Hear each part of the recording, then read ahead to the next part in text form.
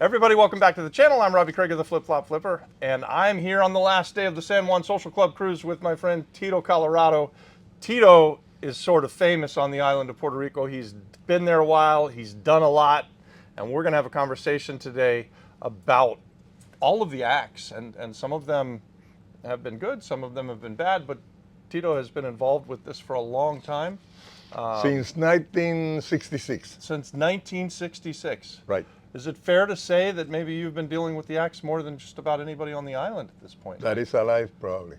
That's right. Yeah. That's a lifetime of work right there. Well, I started by studying my master's degree at Harvard Law on taxes Yeah? to be able to work with the tax exemption benefits that Puerto Rico was granting and would continue to grant. You've been dealing with these acts for a long time, and can you give us a brief history of Puerto Rico and the acts, when they started and how they've attracted They business started in 1948. Mm-hmm. Puerto Rico at that time was the poorhouse of the Caribbean. There was misery in Puerto Rico.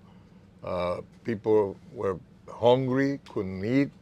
They had worms in their stomachs. I could see the children naked, asking for money in the corners of the streets. It was bad. It was bad. And in the 40s, we had a new governor who was Luis Muñoz Marin, and then he tried to see how he could, develop the island into something more productive, which would give employment to the people of Puerto Rico, to a lot of the people in Puerto Rico, instead of, or in addition to, sugar cane, which is what we were known by at that time. So in 1945, 46, Teodoro Moscoso, who was the first one promoter of what we call Operation Bootstrap, Teodoro Moscoso, who was a pharmacist, went to the States and he realized there was a section in the law, Internal Revenue Law of the United States, that gave some tax exemption benefits to the companies that would work or would produce income in the territories. That was done originally for the Philippines. Because all of the other countries did not pay, the companies did not pay taxes on their worldwide income. Right. The United States was the only one where companies had to pay taxes. So they say, that's not fair. England, Spain, the other countries are getting their money, multiplying it, and in the islands, we cannot do that. So basically what they did for the Philippines originally was any company, any U.S. company that works in one of the territories, at that time were Philippines, Puerto Rico, St. Thomas. Any of those territories, they will not pay taxes on their income from Puerto Rican sources, meaning that it was done in Puerto Rico, done in the Philippines. They will not pay taxes until they return the income they have earned to the United States. Okay. So what the companies used to do, before, when he saw that, he decided, okay, what we have to do is give tax exemption to the people. And then because they don't have pay taxes in the States, they will come to Puerto Rico. So they don't have to pay taxes on income they're making in Puerto Rico, and they don't have to pay taxes on that income in the States. Then. When they, after they were a number of years in Puerto Rico, they would close the operation and the money would go back, or would go to the United States. I could say it would go back because the companies used to sell their products in the United States. Sure. Therefore, so the profit was made from sales made in the United States, but for work done in Puerto Rico. So the result was that the companies, that Teodoro Moscoso convinced the governor to adopt a program of tax benefits, and that would help bring some of those companies, or those that expanded, to expand in Puerto Rico, mainly in the garment industry from New York at that time. That was the first one, right? That was the first one, and that law, or that tax exemption became law in 1948. It was full tax exemption for a period of 10 years. Wow. And then people, companies would come to Puerto Rico and start working. Some were Puerto Ricans. My father-in-law had a couple of factories and they had tax exempt benefit producing different types of garments for the United States. And so even though they were tax exempt, though, they'd start a business on the island, they'd hire people on the island, they would pay the people to come to work for them, and those people would pay tax on the island. Right, and that started with the garment industry and really increased employment, especially women. The men were in the sugar cane fields, but the women were able to work in the garment industry, sewing and cutting and all of that. And therefore, that started Puerto Rico to grow in a way that we had never thought before. And did that change what you were seeing on the streets with the kids Right. that didn't have clothes? Right. I mean, so it got better. It got much better. It goes much better. As a matter of fact, now in 1954, 56, Puerto Rico was the showcase of the Caribbean. Really? Instead of That being quickly? That quickly. Instead of being the poorhouse of the Caribbean, it became the showcase at that time, what they would call it. So it started with 10 years of complete tax exemption under what was called 931 at that time, Yes. Section 931 of the Internal Revenue Code of the United States. Then came the electronic industry, also the oil industry, and then the garment continued for a while. Then finally the pharmaceutical industry, now the biotechnology, and many, the airplane industry, many other industries. But it started with that. The tax exemption program changed because it went then from 10 years full tax exemption, it was in some cases 14, in some cases more, depending where you put your operations in Puerto Rico. But at least 10 years. But the list was 10 years, and it went all up to, I think, to 14 years. Then later on, in the late 70s, the law was changed in the United States, and what was called 931, where companies had to wait until the 10 years were over to get their money to the United States. The money was being kept in many other places. So the federal government and Puerto Rico got together and said, okay, let's change the law so that they can pay dividends whenever they want, and Puerto Rico would pull a toll tax 10%. Okay. So that meant the companies didn't have to hold their money and keep it in the bank somewhere. They could send it to the states and pay a tax of 10%. But then the government of Puerto Rico said, if we do it in such a way that the money is kept in the banks in Puerto Rico or in businesses in Puerto Rico, the 10% will be reduced to 5. So we want to encourage them to leave their money on Right, the to island. leave the money in Puerto Rico. In Puerto Rico. And So- it seems like obviously 931, where they were leaving it there for 10 years, would be better than even getting a 10% tax. Right. You want to have the money in circulation on the Right, island. you wanted to force the companies to send the money to the States or to keep it in Puerto Rico. Yeah. Not outside in some other place in the world. So basically, that's when it changed from 931 to 936. Okay. Yeah. At that time, we went up to 170,000 direct jobs in manufacturing, Wow. with a multiplier effect of probably 2 per each one. You're talking about over 600,000 jobs maybe, because you had a lot of private small industry going around helping those companies, which not all of them were big. So it had a real multiplier effect for the economy, and Puerto Rico grew very fast, and at sometimes we had $10-12 billion in the banking system in Puerto Rico. And we had, at that time, 14 different banks in Puerto Rico. Now we have 3. What you're describing is a system that was largely working. It was working. Then in 1984, Treasury in the United States said, well, this is not producing what it should in Puerto Rico, so we should eliminate it.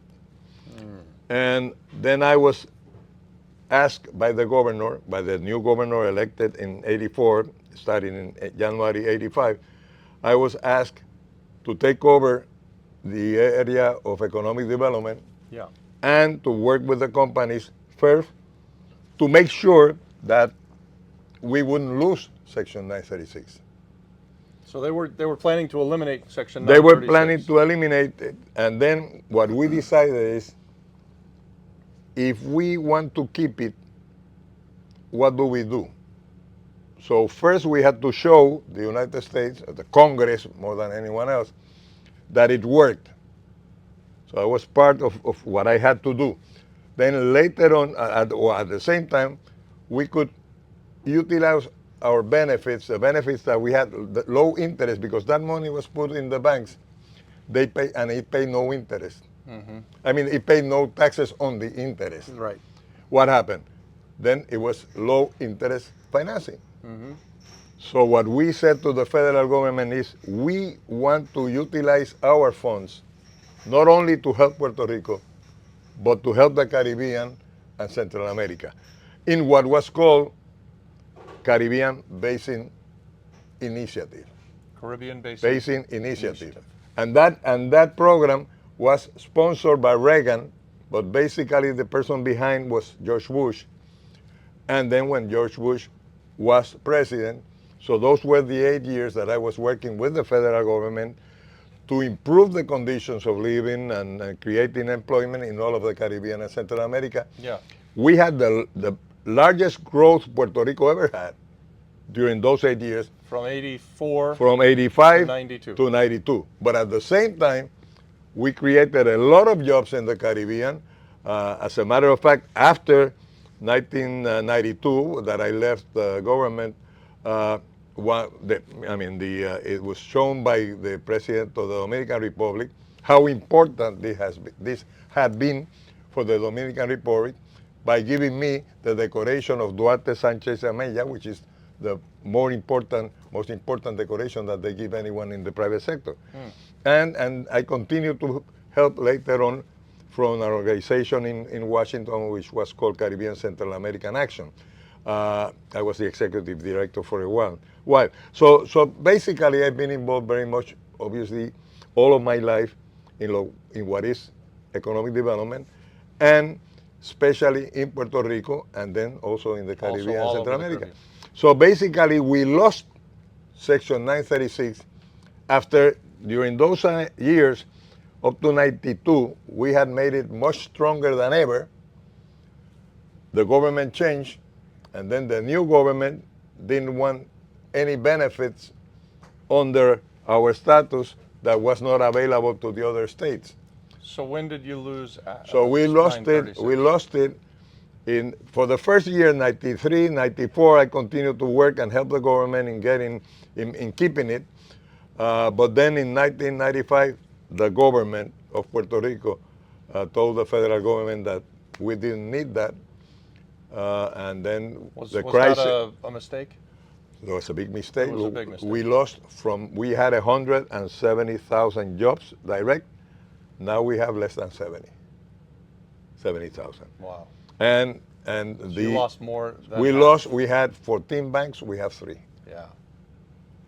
So all of the problems that we have now are the result of changing what we had to offer. So do you believe that things would have continued to grow and be good had they not just Yes. had they just left what was working Yes. there to work? Because right now, most of the income that Puerto Rico has from selling manufactured products, all over the world, comes from companies that still have the tax benefit, but it's not what they used to have. Right. See, before they had almost 100% tax benefit. Now, under the new federal legislation, after the elimination of Section 936, we can grant a benefit of tax exemption, but they will have to pay 22% in the mainland. So before they didn't pay anything, now they have to pay 22 plus. So yes, and we didn't get something to substitute what we had. And the government itself has been changing every 4 years, so there hasn't been a continuity of programs clearly. That is very important. No stability, in other words. No stability. You get something no in that works, then the next people come in and take it away. Right. And then maybe something else works, and then it gets taken away. And it's a 4-year cycle. Puerto Rico still gives tax exemption, and it added 2 new tax exemptions. The one which is what we call Act 22 and what we call Act 20, that they're both under Act 60 now, and that is Act 22 is for individuals that become residents of Puerto Rico, because Puerto Rico has fiscal autonomy, and that is because no taxation without representation. That's the revolution of the United States, started with the Tea Party, Boston Tea Party, because the British government wanted to tax the U.S. colonies on their income in England. So then that principle of no taxation without representation is what gives Puerto Rico fiscal autonomy, and we are able to grant tax exemption to companies all over the world, including U.S. individuals and corporations, which means Puerto Rico is the only place where a U.S. citizen can have tax benefits and enjoy them. You know, he could stop being a U.S. citizen and go somewhere else. Right. Or yeah. But And the they only will place have that you have this kind of is chance to save on taxes and keep your right U.S. passport. for U.S. right for U.S. citizens is in Puerto Rico. We have citizens of many other countries. So Act 60, which is what we have now, it includes manufacturing, it includes agriculture, it includes tourism, Yep. it includes services, and the service part of it is very important. We have here in this cruise ship a good number of people who do services from Puerto Rico. Is it export services or Export services. Export services. What you see, the rules in taxes are that you pay the tax where the income is sourced, and the income is sourced where the work is done, not necessarily where it's used. Right. So if I do from here, from St. Kitts, if I do work from here for Japan, the income is from St. Kitts, Right. even though it's utilized in Japan. Yeah. So that is the basis of what we have now is manufacturing, tax exemption, agriculture, tourism, service industry, and then Act 22 under Act 60, Act 22, which is you come and live in Puerto Rico and we give you 100% tax exemption. Now, On capital gains. on capital gains, on interest, and on dividends. On capital gains, interest, income, dividends. and dividend. And dividends. So corporate dividends. Not on personal income tax. Not on personal income tax. So W-2 income you still pay into. So if you come to FICA Puerto and Rico everything else. and you have you establish a manufacturer, let's say a service industry, manufacturing is the same. Your company will be exempt, and you will have to pay 4% on the tax on the income of the corporation, Right. or LLC or whatever. Now, that income tax is the only one that you have to pay, because when you pay a dividend later on, that is tax exempt, 100%. So the dividend is 100% tax exempt. The income for the corporation is 4%. So a service industry, a tourism, all of them would pay 4% and pay nothing on dividends. This one that includes dividends and interest and capital gains. That's the one for individuals. Was called Act 22 for individuals. That was called Act 22 before, and Act 20 was the service one. Yeah. Which I think for Puerto Rico's purposes, I think it's one of the best.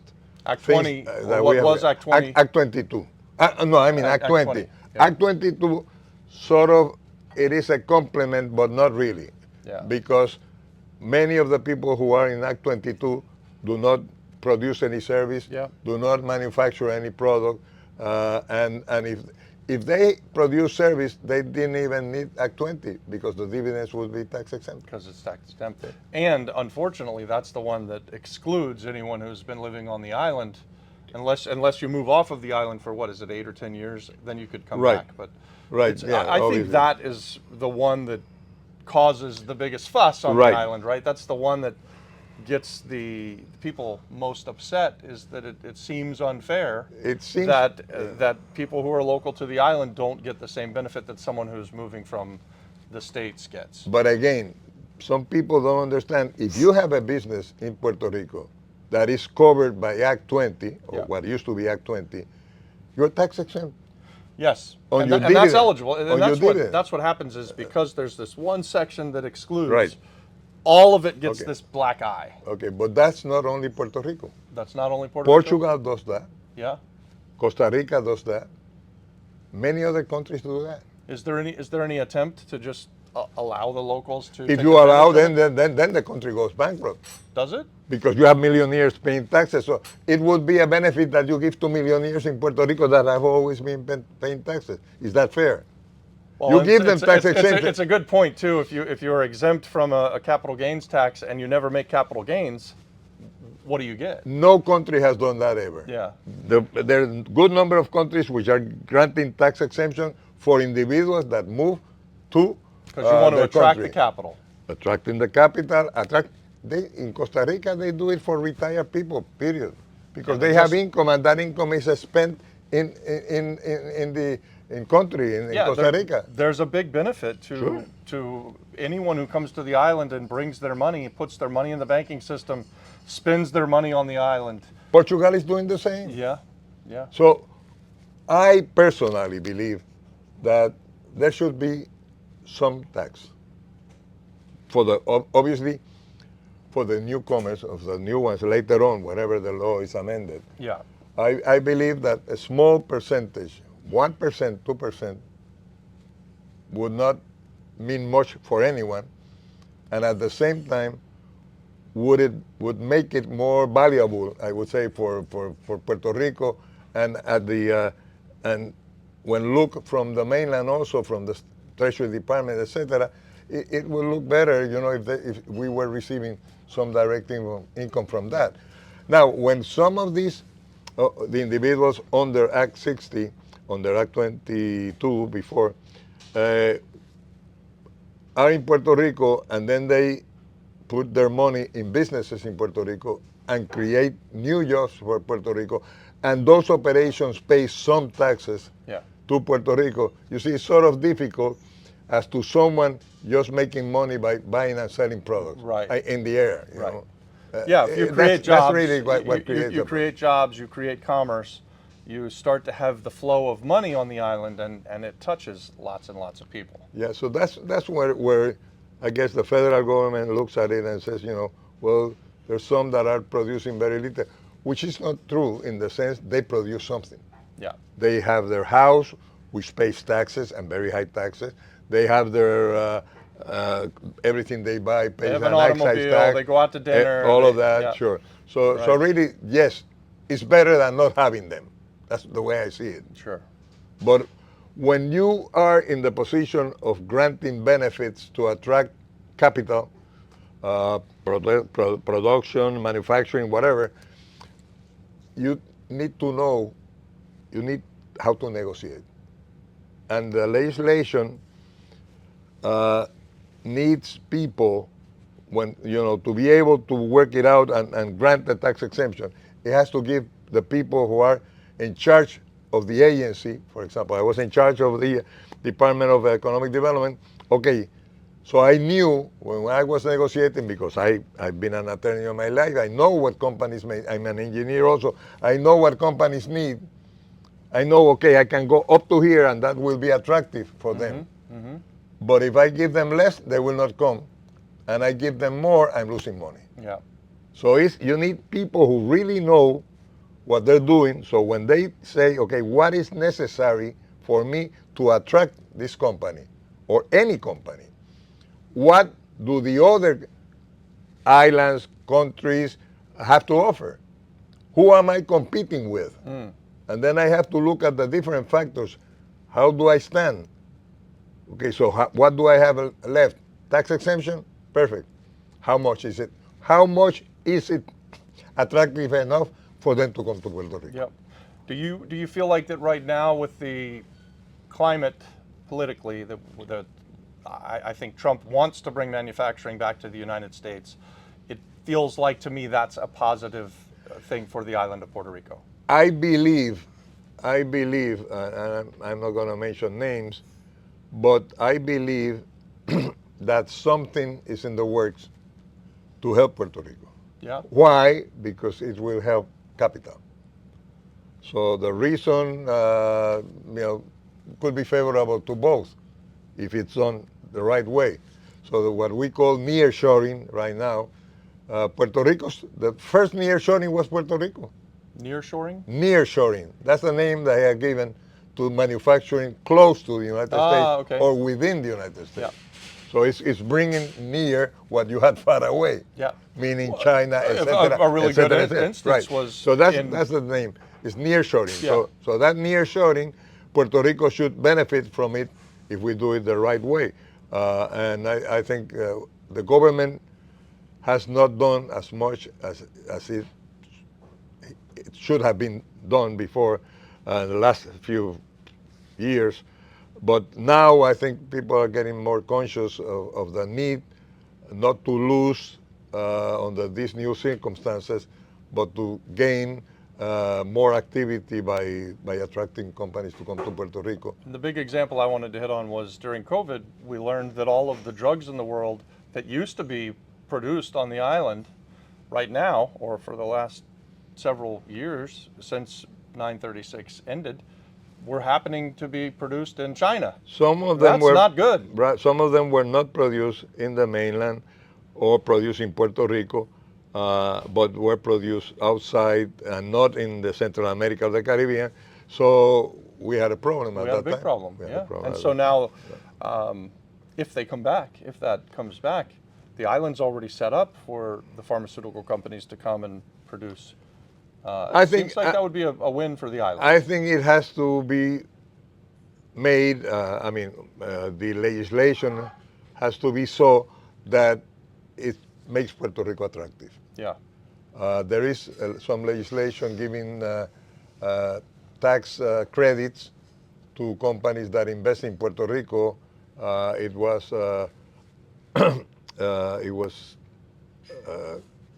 written by a lady who's a Republican, and I think that could help. What was that one? It's new legislation. It has not been. It's already in Congress. It's already been submitted, but the legislation has not yet been approved. But something like that, That's something you're hopeful will come to the island. Something, if that legislation is approved, it could help. What about, have you heard of Act 182 for long-term housing? I've heard about it. It's not my cup of tea in the sense that I have not worked much with housing. I know we have a problem. I think it's not only people say that the rising, the cost has gone up because of the new people coming from the state buying expensive homes. That's not true, obviously. They're two different markets. The issue here is that the prices of all of the materials, everything's gone up. Everything has gone up. The fact that a crazy gringo pays $40 million for a home in Dorado Beach East doesn't affect the housing prices for the vast majority of us. No, and many of them construction companies in Puerto Rico, and I've heard their owners or their principals saying that Puerto Rico, the cost has gone up. Number one, the price of the land, but that has always been high. And then the cost of the materials and the cost of the permits. Yeah, for us as developers, the cost of labor has also gone up tremendously. Right, so sure, when I first came to the island, we could get skilled labor for $20 an hour or so, and we could get the guy holding the bucket, so just the labor guy, for $8 or $10 an hour. Right. And now the guy holding the bucket gets $20 an hour practically, and the skilled labor is $40 an hour. So the result is obviously that construction is much more expensive. Yes. Now, when Singapore started, they paid their employees. I remember when I went there many years ago, about $2 an hour. Puerto Rico was already getting much more than that. Now, and it was getting much more than that, not even because of the minimum. It was because the industry was paying much more. So when they started their program, which they copied from Puerto Rico, they came to Puerto Rico many times. You showed them. Huh? You actually showed them the program. Yeah, we showed. Well, they came for that, and then the pharmaceutical companies used to tell me, you know, Tito, I go there, they give me the permits immediately. The government gives me benefit, tax exemption benefits, and at the same time they tell me how much do you have to invest in your company. And they will say, 50 million. Well, this was a real case. 50 million, so the government says, I'll put 25. Wow. We don't have the money to do that. We should have the money. Yeah. Taiwan has the money. They have, I don't know how many billions of dollars that they have taken from the industry with tax exemption, but they have taken it and they have it now in a very special fund that they have. So basically, what do we have? When they did that, they constructed high, because Singapore has the density that is 10 times more than Puerto A Rico. lot more people. Yeah. 10 times. Less people, but much less land.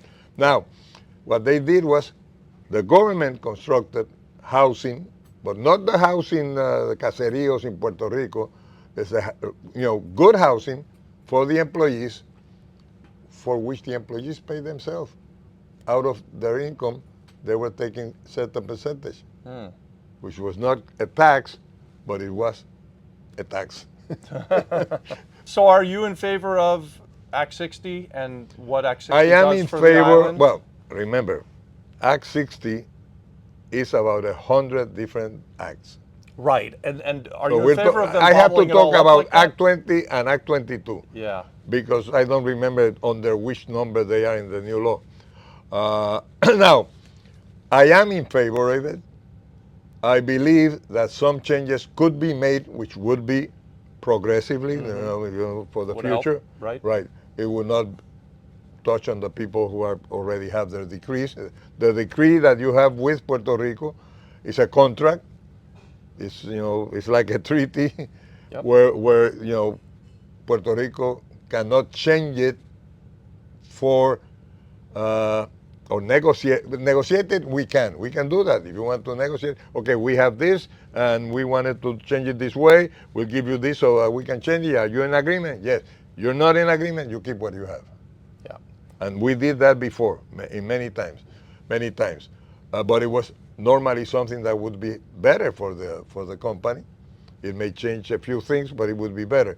So I believe that in the future, we have many of our, again, a lot of my friends that are here enjoy that benefit, and they enjoy it by selling and buying products outside of Puerto Rico, things outside of Puerto Rico, and they don't pay 1 cent on income tax because they don't have income tax.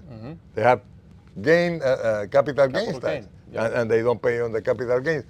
So that should be that part. I don't think is beneficial to Puerto Rico, but maybe prospectively we should look at maybe charge one.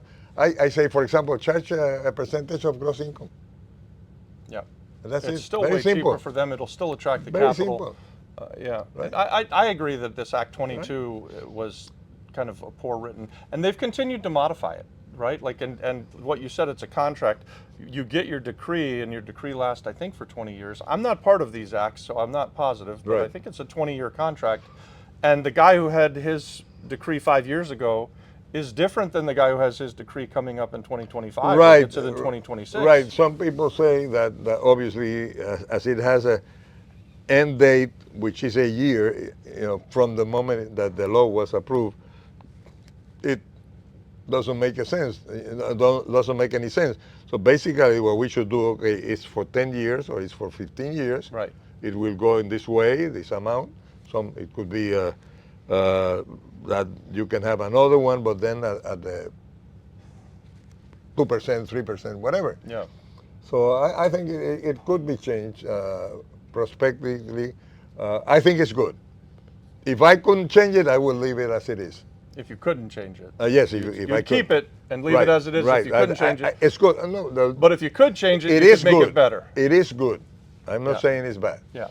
But it could be reasonable in the sense that Puerto Rico could get some, and at the same time be attractive to the person who wants to come to Puerto Rico. How come the government doesn't market that export services, which I think you would agree, export services is better for the island. Why Sure. why aren't they marketing more to the island I and, don't and know. to the world that export services come to Puerto Rico and do business that way? It's very good for the island, and everybody's invited to But do that's it. I promote more export services Yes. because I think it's good for the person who comes, or individual, or corporation that comes to Puerto Rico, but at the same time, it's good, very good for Puerto Rico. Very good. When I was in the Caribbean, I used to say that we needed an equalizer. And to me, the service industry concept is the equalizer. Why? There's no transportation cost. At the same time, electricity, which is very high in Puerto Rico, you can do it in a small room. So the electricity is not an issue. Cost of construction is not an issue because I can do it in a small room. I can have. In Japan, I remember in a room like the one we are in here, you had 50 or 60 Japanese working. Yep. But at the same time over there, it's one right. So that doesn't cost so much. Yeah. And I don't have to construct a special building to manufacture this type of product, whatever.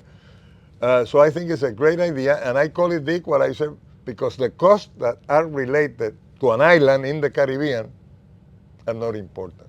Mm-hmm. So I can bring to